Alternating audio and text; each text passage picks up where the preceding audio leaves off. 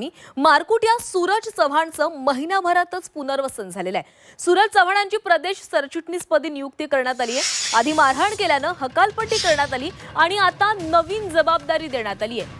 छावा पदाधिकाऱ्याला मारहाणीमुळे चव्हाण वादामध्ये सापडलेले होते। त्यांची हकालपट्टी करण्यात आलेली होती, मात्र अवघ्या महिनाभरातच त्यांचं पुनर्वसन झालेलं आहे। सभागृहात रमी खेळणाऱ्या कृषी मंत्र्यांचा राजीनामा मागितला म्हणून छावा संघटनेच्या प्रदेशाध्यक्षांना मारहाण करणाऱ्या सूरज चव्हाणचं महिनाभरात राजकीय पुनर्वसन करण्यात आलंय।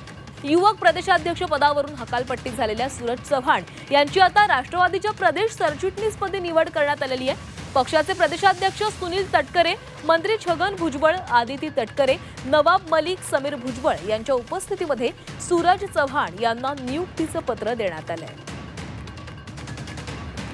तर काही दिवसांपूर्वी सूरज चव्हाण यांनी छावाच्या प्रदेशाध्यक्षांना मारहाण केलेली होती।